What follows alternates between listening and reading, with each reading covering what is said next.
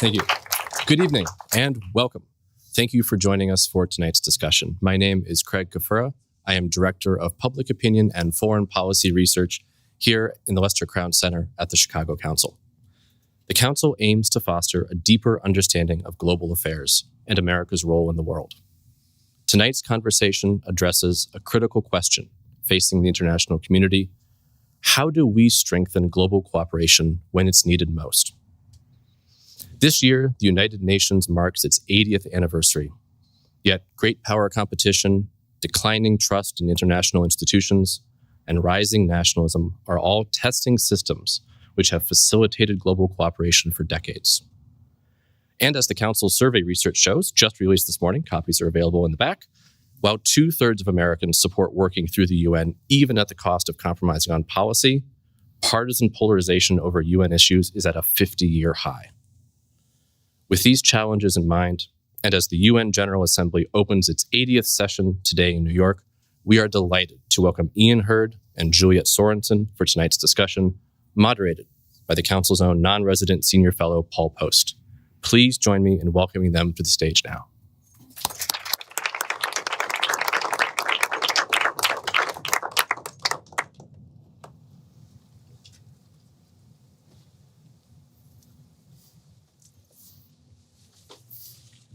Thank you, Craig, for that introduction, and thank you all for being here this evening. I'm Paul Poast, a non-resident senior fellow here at the Chicago Council on Global Affairs. I'm also an associate professor at the University of Chicago, and I'm excited tonight for this conversation. It's an important conversation and a timely conversation. It's an important conversation because this is the 80th year, the 80th anniversary of the founding of the UN system, the United Nations, the signing of the San Francisco Charter. That's one reason we're gathering this evening. But even more timely is that this week is, of course, the 80th gathering of the UN General Assembly. Just tomorrow, President Trump will be giving his remarks to the UN General Assembly. I'm sure that's probably something we'll get into tonight. And then also, of course, as Craig mentioned, the Council just released today a new survey regarding views on the UN and so forth. So that's why tonight's event is kind of marking all of these occasions. To help me in this conversation tonight, I am very much excited to be joined with my colleagues, Juliet Sorensen and Ian Hurd. Juliet, you come to us from Loyola University, where at the School of Law of Loyola, where you're the director of the Rule of Law Institute and the program in the Rule of Law for Development. And Ian comes to us from Northwestern University, where he's a professor in the Department of Political Science, where he does research on international law, international relations more generally. I said that I would keep the introductions very short because I'm really excited about getting into the conversation tonight. Now, a couple reminders before we get into the conversation tonight. We'll start off, we will go into a discussion between the three of us up here. There will be an opportunity for Q&A later on. When that happens, I will let you know when we get near that time. There will be mics that will go around to allow you to be able to ask your questions. I will remind you at that time to please keep that to a question and make sure that your question is indeed a question. And then also for those of you who are joining us online, you can also submit your question at ccga.live. So you can also submit your question there. I have an iPad here that'll allow me to see that question. So I'll be sure to also turn to some of those questions as well. One final note before we get started, it's always important is that this conversation tonight is on the record. However, the individuals, myself included, we are speaking for ourselves, not representing any particular institution, nor representing the views of the Chicago Council. So with all of that out of the way, let's go ahead and start into the conversation. So as I already started, there's a reason that we're having this conversation tonight. 80 years is a long time for many things in international politics, but the UN is one of these things that has been around. And again, we are marking this year the 80th anniversary of its existence. one of the things that, and really one of the goals of the conversation tonight is not just to mark that it's been 80 years since the UN's been founded, but to think about what's going to happen for the next 80 years. And so a big part of the conversation tonight is about the future of multilateralism, if we want to think of multilateralism as being the UN system. But before we do that, I think it's important to take stock. And by taking stock, I want to ask each of you to reflect on the past 80 years. And when we think of the UN and we think of the UN system, which includes the United Nations and also its what you call sister institutions, such as the International Court of Justice, the World Health Organization, the Bretton Woods Economic Organization, all these institutions. When we think about that, let's start off by, I would love to hear from each of you. We'll start with you, Juliet. What would be, you would identify as the biggest success of this system over the past 80 years? Well, thank you so much, Paul and Ian. It's so nice to be here with you both this evening. And a special thank you, of course, to the Chicago Council on Global Affairs and the vitally important role that the Chicago Council plays here in our city. In terms of the greatest success, I have been reflecting on it this week, today, with the opening of the General Assembly, the heads of state all arriving in New York City. And my mind honed in on 2 points in particular. One is the difficult work of coordinating large-scale, multifaceted, transnational humanitarian relief. Because if the UN doesn't do it, who will? What's the alternative? We don't live in a world free from famine, drought, scourge, all of that exacerbated by climate change. But there is no question that the World Food Program and the United Nations High Commission on Refugees, through a range of multilateral treaties and member states and the constant back and forth that necessitates large-scale response efforts, has played a vital role in diminishing the impact of humanitarian disasters since the UN's founding. And of course, the WFP and then the UNHCR were founded at different times after the signing of the UN Charter. The other point I wanted to make is a slightly subtler concept. The United Nations is the only place where everyone's in the room. And I really mean everyone. This was pointed out to me by a veteran of civil society work at one of the UN agencies, the UN headquarters in Vienna, where the United Nations Office on Drugs and Crime exists, and it is the secretariat for a number of multilateral treaties in the realm of international law. And I was complaining to this person about the limits on speaking truth to power at an official conference of states parties. And the person acknowledged that that was a limitation, but reminded me that there was much to be said for the one place where everyone is in the room. You know, the business of keeping the peace is a quiet business, and you can get a lot done if you're willing to stay behind the scenes. That is, to some extent, an un-American state of mind. But I have observed over my time as an international lawyer, smaller countries that are able to punch way above their weight because of their skill in multilateral diplomacy. And the UN is the forum to get that done. Great. All right. So, Ian, what would be that you would identify as the biggest accomplishment or benefit of the UN system over the past 80 years? Yeah, that's a great question. And I'm very happy to be here. Thanks to everyone for coming. And Juliet's remarks were really thoughtful. You know, it strikes me how much the UN system is many different things. In different lights to different people, it can look like something very different. Right? Sometimes you think of the UN Charter and the aspirational language. Sometimes you think of the General Assembly, the Security Council, or the bureaucracy. Sometimes it's just a place to meet, and that's kind of a function. So there's a lot going on there. And I think, to me, thinking over time as a student of public administration, what strikes me as perhaps the genius of the thing is the bureaucracy. And it feels a little strange to be giving a little ode in praise of bureaucracy. But when we think about how the this complex system has been laid out over the years, it's very good at compartmentalizing different kinds of issues and questions into different institutional locations where they can be perhaps studied, perhaps addressed, perhaps ignored, certainly fought over. But different questions land in different places. The International Court of Justice gets a certain kind of question. The General Assembly does something kind of different. The bureaucracy does a separate sort of thing, the quiet stuff behind the scenes, organizing things. This is evident as a success when you think about how the Security Council works. And I think most scholars probably would not like that sentence. They would probably say the Security Council doesn't work. But I think the Security Council does work because the way the veto is constructed gives a place where the great powers can go and disagree with each other, and then nothing happens. Isn't that awesome?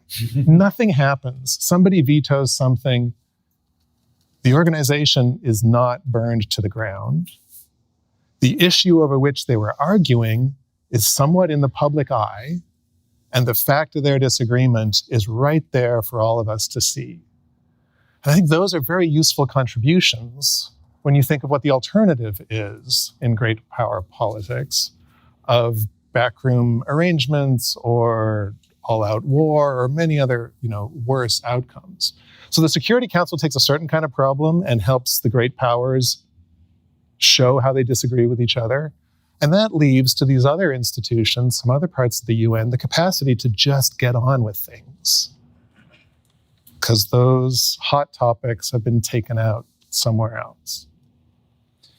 So this is great. So thank you both for starting us off with the positives, even though the positives were nothing happens sometimes, right? Like that's positive. Sometimes just don't mess it up. But also this idea of it is the forum. And indeed, when we think about what's taking place this week where everybody's in the room, I think that's a really great way of thinking about there just hasn't been a forum like that until the UN was really created.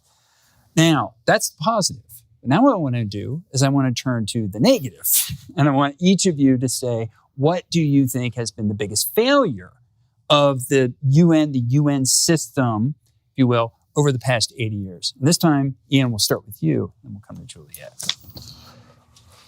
Well, I think I would suggest that we think actually about our failure as observers. I think the aspirational language in the Charter and the general kind of mythology of the United Nations makes it very easy to overestimate what it ought to be doing, or perhaps to overestimate what it can do. So what it has not done is fix the world. And it has clearly not done that over history, and it also continues to not do that every time a new crisis comes up and you see op-ed writers in the newspapers saying, well, the UN ought to get in there and fix it. For the most part, it can't do that. So there, I feel like the problem lies perhaps in our expectation that where there are deep differences of opinion among powerful players about what ought to be done, that some institutional form like the UN is going to solve it. It can't solve it. There's a deep disagreement now over how Palestine is run, over what Ukraine is, right? Over how seabeds should be managed. These are deep substantive disagreements with really strong interests on all sides.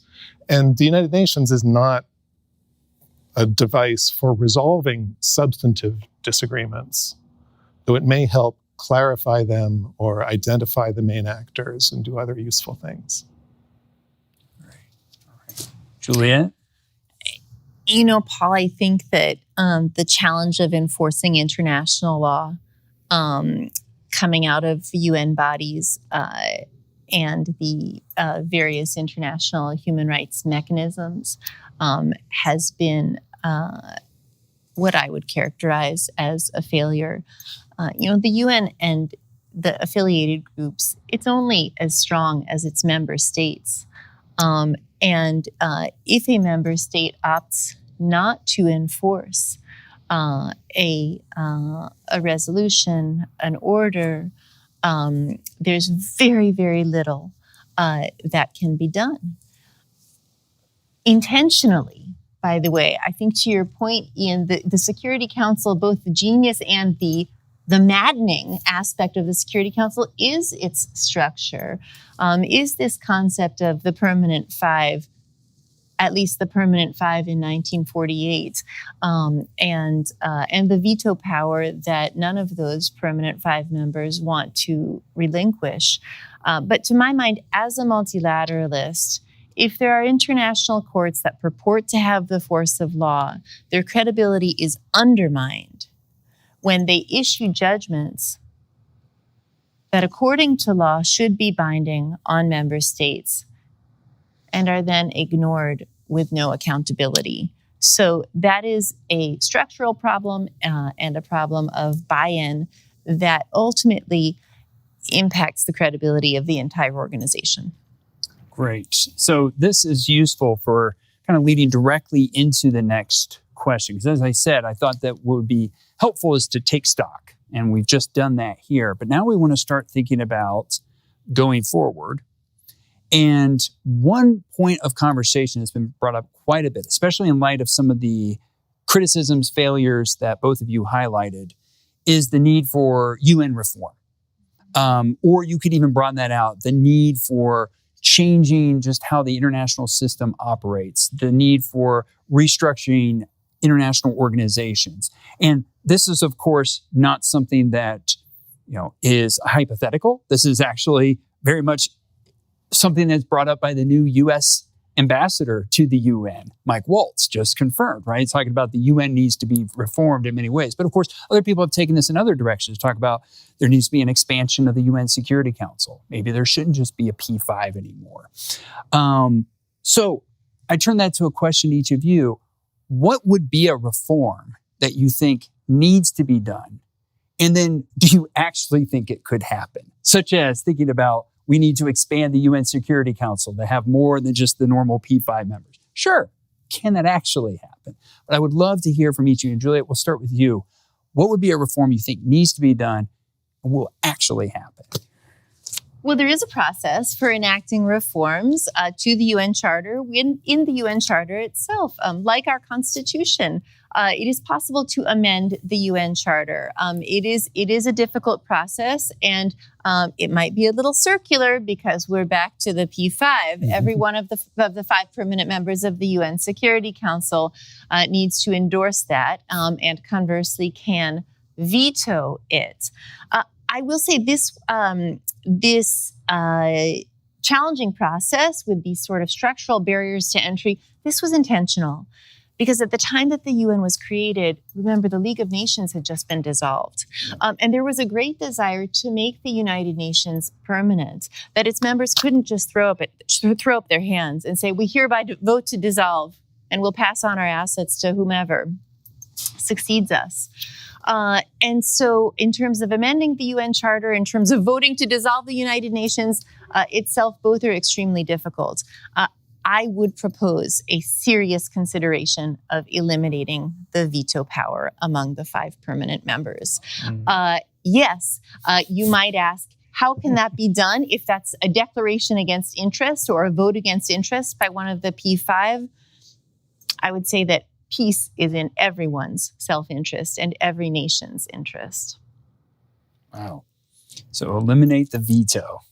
That's one that we can come back to that. About could that even happen? Yes, because how could you get a non-veto of a vote to get rid of the veto? But it is, and it is indeed one of many of these proposals we've heard, whether it's eliminating the veto, or maybe you can't eliminate the veto. I don't think you heard that from the U.S. ambassador to the UN. No, you did not hear. That's exactly right. There's no way America First is going to get rid of the veto. But the other proposal has been, okay, maybe we can't get rid of the veto, but we could give more countries a veto, such as more permanent members. Been another one of these. Ian, what do you think has been the reform that most needs to be made, and can it be made? Well, this conversation makes it so interesting to think through then. So why is it so unthinkable to eliminate the veto? I mean, we, I guess, as collective humanity of the 20th century, invented the UN, made it a certain way. Presumably it could be reinvented and made another way, and it could be made without the veto. And I think it's really interesting to imagine what kind of a UN would exist if you went veto-free. And it doesn't require, I think, that you imagine the leaders are all sort of like wise, thoughtful historians who understand the nature of, politics and give up the veto because it's in everyone's interest.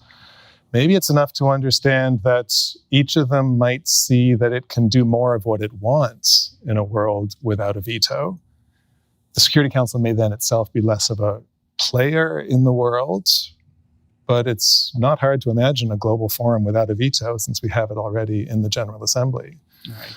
But as you ask about reform, if I can deviate a little from UN stuff for a sec. So I think of myself as a kid from the DIY punk rock 1980s, where the spirit always seemed to be, if the world is not giving you the institutions you need in order to do the stuff you want to do, you just make them. So you make your magazine and you make your underground concert venue and you make your terrible music and you write really bad poetry. Like you just do this stuff. I think something similar can be seen in international politics where we encounter institutions, let's say like the UN Security Council, that have built-in obstacles to doing certain things. But then what we see is energy arises in other parts to create something that can do that stuff. And maybe it doesn't involve the same players, but it does it. And I'm thinking here of the International Criminal Court as a success for carrying forward a certain kind of idea of what international law and politics should look like that could not advance through the Security Council because of the veto, but could be constructed by those who are interested enough in it. And it turned out there are lots of those, dozens of countries, hundreds and more. And they went ahead and built it themselves with Russia and the US mostly on the outside and thought, well, this is worth doing. We're going to do it.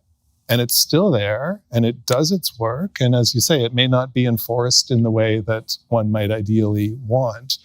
But in a sense, it's a reform of the United Nations because in a practical way, it adds a function that had been blocked by the existing system, but makes it happen through a bit of informal diplomacy at first, that then becomes a freestanding institution.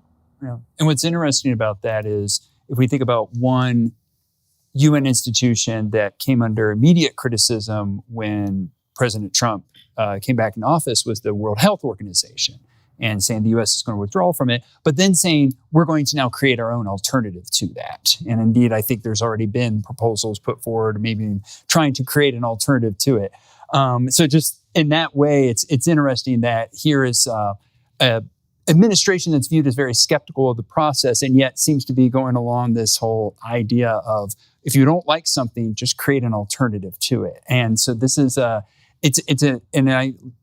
putting the ICC in that context, I think, is also an interesting way to kind of view potential for reform. One thing I should do, just as an editorial note, just to make sure we're all on the same page here, because we're saying veto, we're saying P5, things like that. I should just add, so the UN Security Council has 15 members, 5 of whom are always there. They're the permanent 5, the UK, France, the United States, China, and Russia. And anything that's proposed at the UN Security Council, everybody can vote in favor of it, but if one of those 5 vote no, it doesn't pass. And so that's what we mean by the veto. So just to make sure that everybody in the audience is on the same page. And of course, you can see where that gives countries a lot of power. The US, of course, having that kind of power on the UN Security Council.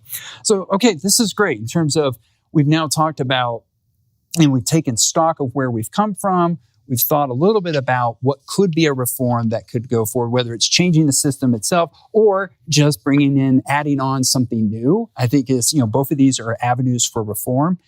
Where I'd like to go now is kind of even generalize out further from the UN. And a lot of times the system, the post-World War II system of international institutions, where the UN is kind of at the center of it, and all its sister institutions then branch out from it, has been referred to as the liberal international order, the rules-based order. These are phrases that have been used to describe this. Basically, my question is, will we be commemorating the 80th anniversary, or 80 years from now, will we be commemorating the 160th anniversary of the creation of this order? Or is it bound to fall apart? And that's kind of my next question. So even broadening out from where we've been so far. And I'll throw it to either one of you to go ahead and start with that question.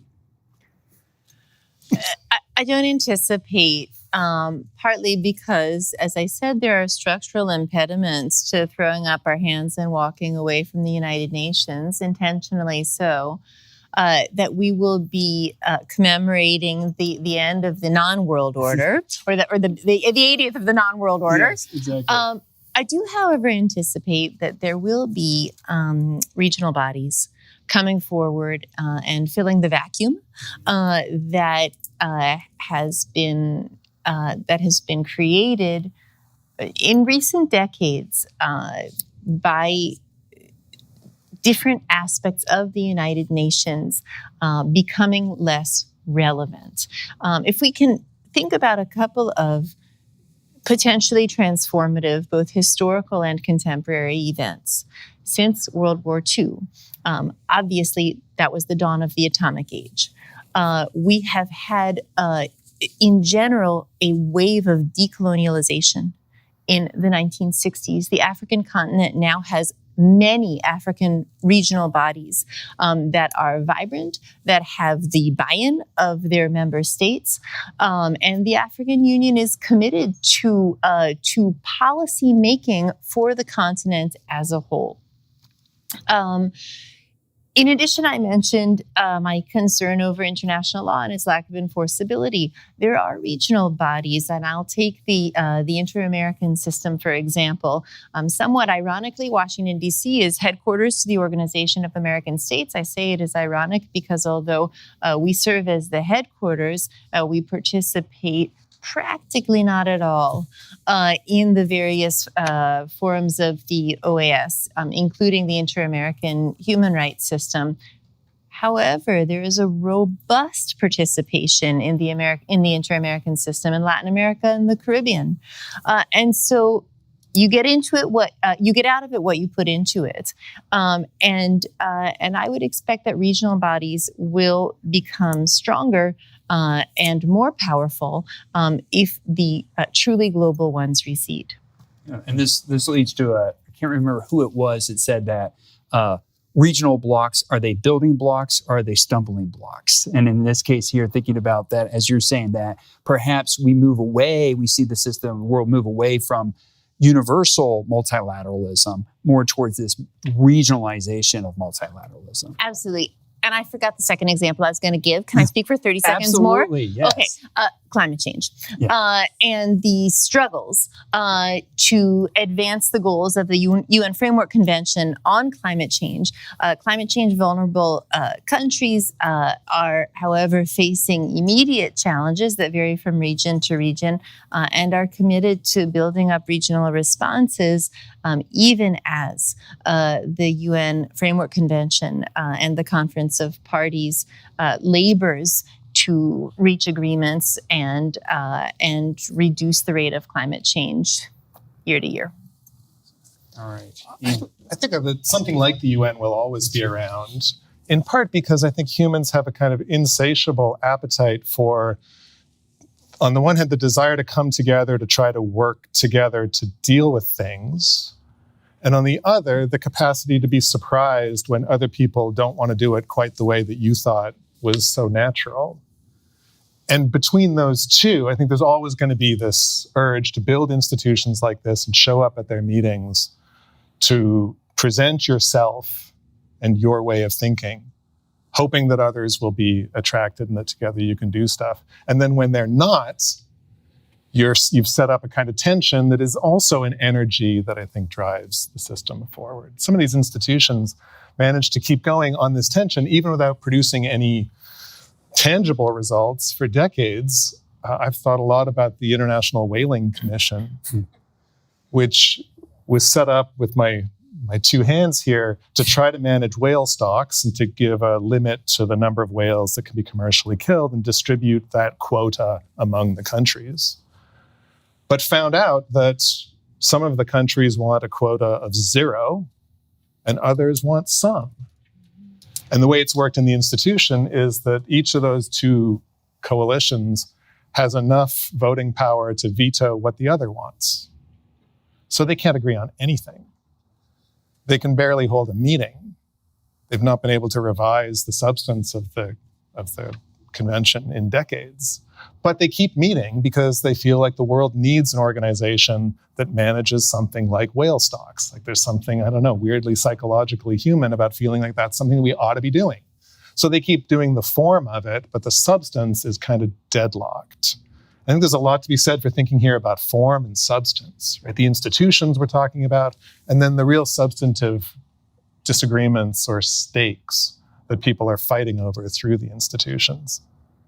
You know, what I love that you brought up about whaling stocks, and I think this is something a lot of people fail to appreciate, is when we talk about multilateralism, we talk about these international organizations, international law, we think about the UN Security Council, General Assembly, but a lot of it deals with mundane things like this. I think about when I was studying, doing this research project in international organizations, one of my favorite was the Nordic Council for Reindeer Husbandry, right? You know, or you know, we think about like there's the Universal Postal Organization, the Coffee Organization. Like these are just organizations intended to ensure that these things continue to happen. And a lot of multilateralism is those mundane day-to-day things.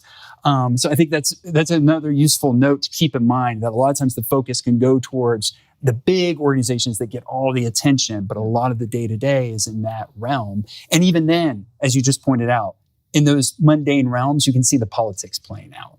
And this actually leads to my next question, which is, so we've looked far out. I want to bring it a little bit closer to the present, because, and this ties in nicely with some other work that the council has been doing. So right now, one could argue that the defining characteristic of the international system is the rivalry between the United States and China. And one question is, what is that going to do to the UN system? What is that going to do to the international system, to the multilateralism, to all these institutions in the near term? And by near term could be in the next 5 years, 10 years. So I've talked about 80 years from now. What's going to happen more in the short term? And this is especially notable because just a couple weeks ago, not even just a little more than a week ago, of course, was the 80th anniversary of the ending of World War II. And there was a large military parade in China to mark the defeat of Japan. And at that event, Xi Jinping gave a host of different addresses. And in each one of these addresses, he brought up 80 years since the end of the war, 80 years since the founding of the UN. We must continue to work through the UN. This is an important part of it. And it's very interesting to think about that and then to contrast that with maybe the approach of the current Trump administration. But to also think about that irrespective of who's leader, the fact that there's this rivalry. So I'd love to be able to hear your thoughts on kind of where this system stands potentially and where it could be harmed in the face of US-China rivalry. And again, I'll throw that out to whomever would like to take that question first. Well, I'll say that leaders come and go. I guess a 5-year time horizon is really quite short. And so I guess we can take for granted a certain kind of leader. What I think is striking is that the Chinese government wants to work through these institutions at the moment, and the American government does not. And in thinking in historical terms, that's not unexpected. I think the design of the UN system allows for that. So in that sense, nothing will change in the institutional system. You might just have a different government setting some of the parameters for the substantive conduct of the organizations. But if we think about these organizations as institutional forms that were designed in charters like the UN Charter, the substance is sort of an afterthought, right? The design is the institution itself. How it gets used then by powerful governments is up to those governments. So there may be a change in who's running the show, but that is not a change to the institutional structure. Yeah, I agree with Ian. China for many years has pursued a strategy of disseminating its influence in a range of ways.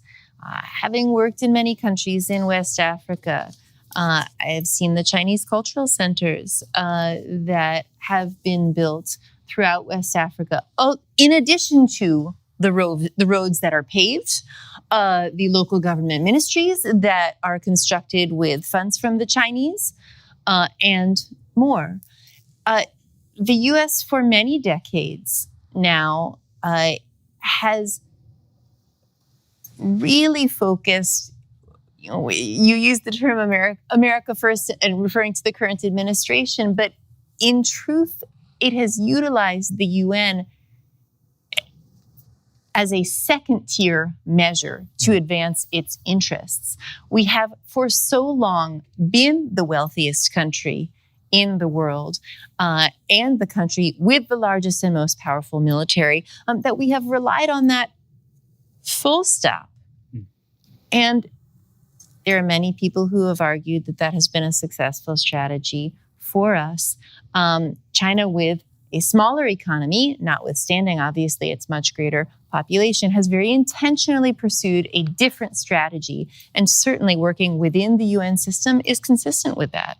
Yeah, and this is, and the reason why this is useful to think about is, as I mentioned, ties to some other work by the Council. So the Council's most recent survey that just came out was about the UN. I'm going to come to that in a moment, but prior to that, a few weeks ago, they came out with a survey about how do people living in China view China's role in the world, and that related to leadership role within the UN. And I thought this was interesting in terms of the ways in which we're seeing China use its presence through the UN, or as Ian said, even going to the point to where they seem to be having more of an agenda-setting role within that institution.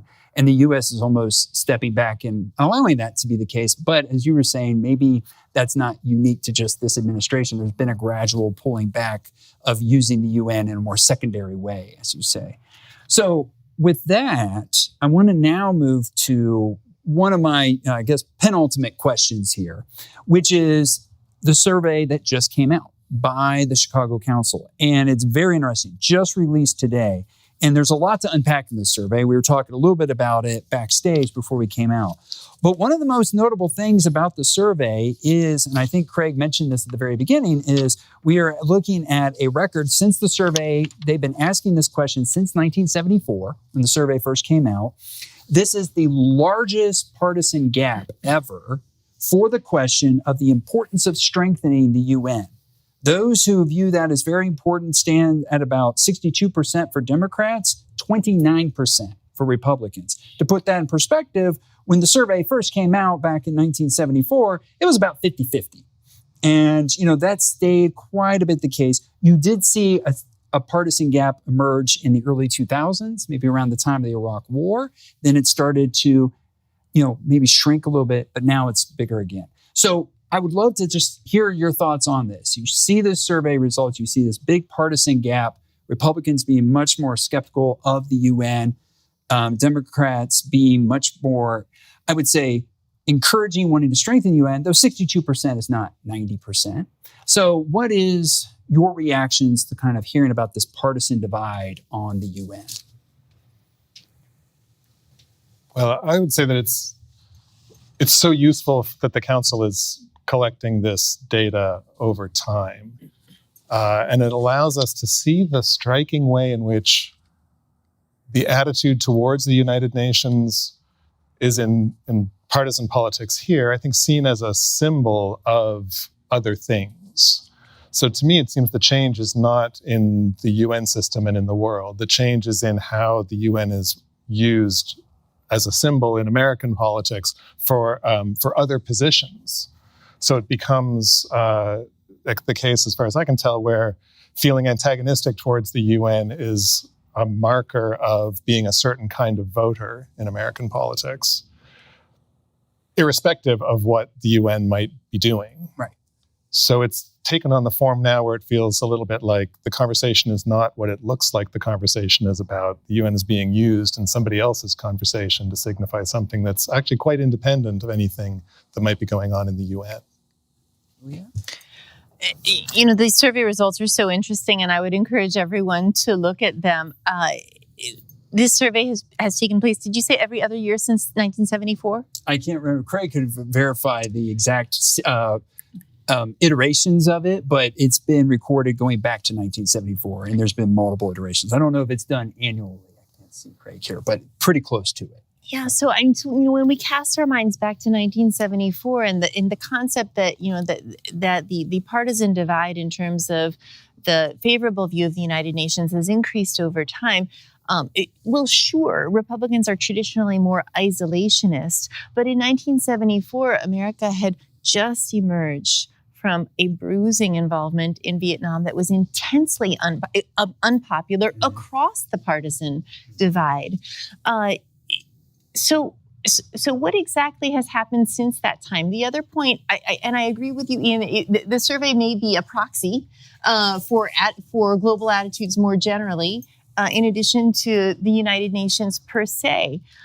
I noted with interest that one of the key areas in the survey that respondents indicated they found the United Nations most important for is the question of nuclear war and safety from nuclear weapons. It was Nikita Khrushchev who said, "In the next war, the living will envy the dead." And it was during the Cuban Missile Crisis that the United States went to the UN to make the case that there were indeed nuclear missiles in Cuba. The International Atomic Energy Agency was the winner of the Nobel Peace Prize not long ago. You mentioned the increase in partisan skepticism related to the United Nations around the time of the Iraq War, and of course, everyone in the audience will remember the dispute about whether or not there were indeed nuclear weapons in Iraq at that time, and we know the outcome of that. Notwithstanding all of this, the UN has remained, its processes, its bureaucracy has remained. And sometimes somebody once said to me that sometimes leadership is just steering the ship. Well, the ship is still there. Mm-hmm. The ship is still there. And maybe sometimes it's just steering the ship. No, and by the way, we were just noted, it is annually that it's been asked since that time. Annually, thank you. Yes, it's been asked annually. No, I think this is, and yeah, these results here, as you mentioned, people viewing it as important for nuclear safety, being able to survive in that way. What's interesting is this partisan divide on this, and the fact that this has been found in this survey. And again, I very much encourage people to take a look at the survey. These results are really informative for kind of thinking about it going forward. One thing I was going to say, though, was it was notable. You mentioned all the different UN agencies that have won Nobel Peace Prizes over the years. This is one of the reasons why I've seen some people expect President Trump to actually give very kind remarks at the UN tomorrow, because the last thing he wants to do is maybe he wants to butter up the Nobel Committee a little bit. So just as a note there, for those of you who realize President Trump still desires that Nobel Peace Prize. So with that, I'm going to ask one more question before we turn it over to the audience questions. And it's not even so much a question, but it's more of, this is a wide-ranging topic. We've talked about a host of institutions. Obviously, we focused a lot on the UN. But if there was one thing that you want the audience to come away with, to understand about, say, the UN system, about the multilateral system, if there's one thing they can come away with tonight, what would be that one thing that you would want them to walk away with? And Juliet, did you want to start us off with that?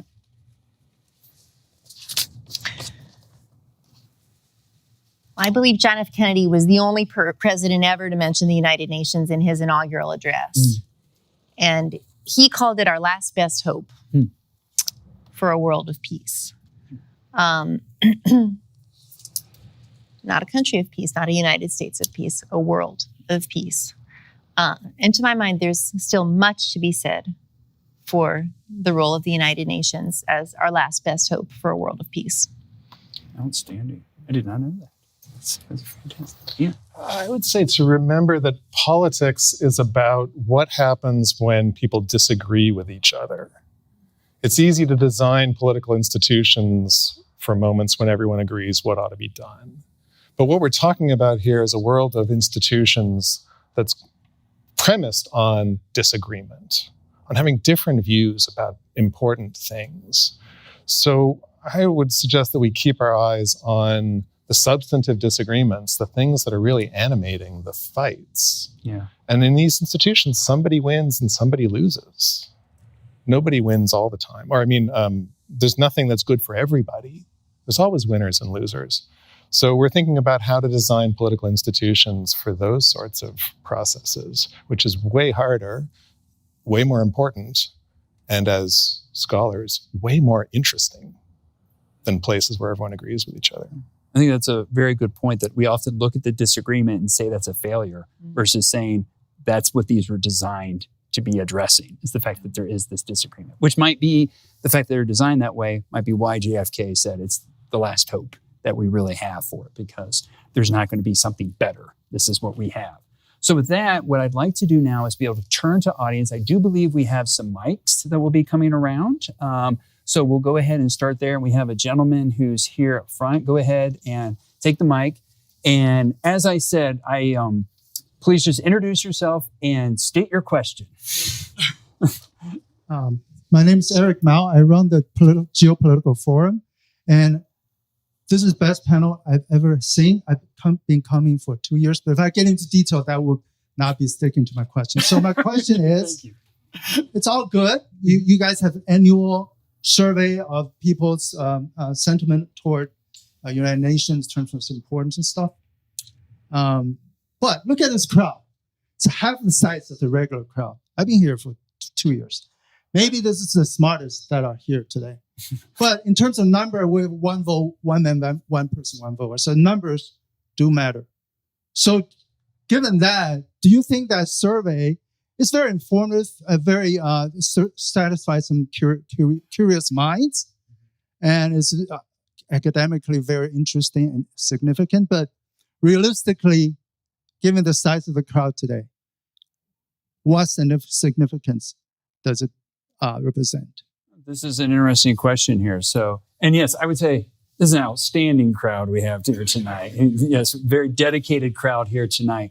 But I think that there is something to this of, you can run this survey, you can see what the public thinks, but the public might think this, but to what extent does it matter for the public? Is this something that's really an issue that the public cares much about? And is there anything that we can do, which of course is a critique of foreign policy in general, let alone something to go the next step up, which is the UN. So what would be your response to that if someone said, this doesn't really matter to people? I'm going to defer to the political scientist, but it's always been my understanding that the general perception of policymakers is that the U.S. public cares comparatively little about foreign policy and international policy making than domestic issues. And that is taken into account in campaigns, in constituencies, and in making policy. Yeah, though I think that's maybe an artifact of how we have talked about these things. What does the soybean farmer think about tariffs? Yep. Right. What does the John Deere machinist think about tariffs? What does the Canadian hockey player think about insults to Canada? Right. So I think there are ways in which the stuff that gets talked about in a kind of abstract foreign policy way is very close to the daily lives of everybody. And it's perhaps not a failure on the part of the audience, those who didn't show up tonight, to not be thinking along those lines, but on the part of the people who are talking to them. But also, I guess I would say further than that, it seemed to me that it's the job of the government to do this stuff so that people don't have to. It's the job of the government to think a little bit smarter about what tariffs are doing so that the soybean farmer doesn't have to spend their time thinking about tariffs and they can get on with whatever a soybean farmer does. I think they paint each bean to make it right. So the government ought to be doing things that make the global effects less obvious to people by making things smoother, by making the mail run across borders and the packages flow and the customs works smoother and global entry works and all that stuff. So these things come to the fore when the government sort of abdicates its responsibility, or it switches from making things easier on people to making things harder on people. And then the rest of us suddenly have to think about how we are going to cope with a world in which suddenly it's harder for us to go visit our families in other places, or harder to get the coffee beans that we rely on or whatever. Yeah, it's kind of a catch-22 that you want people to care about foreign policy, but if they care a lot about it, it means something's gone wrong. And so you ideally want people not have to worry about war and peace in that nature. Okay. Let's go over to this side here, yes. And the mic's coming right around. And introduce yourself and then your question, please. Yes, thank you. Betsy Berry.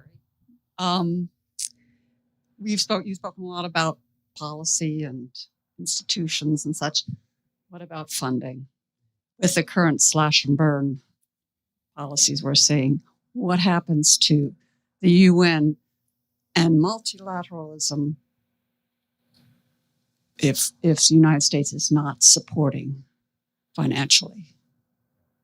Very good question. So this is, of course, a question in referring to the fact that the U.S. under Trump administration is cutting back dramatically its payment of dues to the UN. Most of these organizations do collect funds. That's how they fund themselves by the member states. The U.S. is cutting back its funding to that. Implications of this.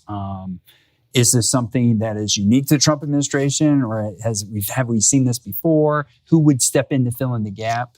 Love to be able to hear people's views on this. It is not unique to the Trump administration, although it appears to be unprecedented at this level. If the name Jesse Helms rings a bell from the 1980s, it was Jesse Helms who was who led the charge against the U.S. providing funding to the UNFPA, the Family Planning Association. Look, if it is possible to do more to do more with less, and to maximize efficiency, then this can be a useful exercise.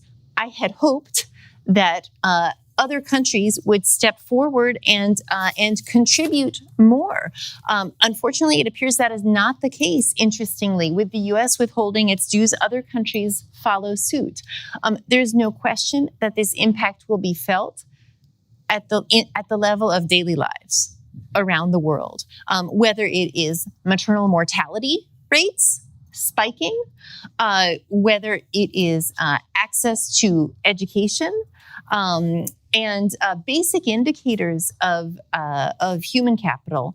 There is, notwithstanding the popular narrative of bureaucratic bloat and what is surely a way to make a leaner, more streamlined UN, these cuts are drastic and will reverberate.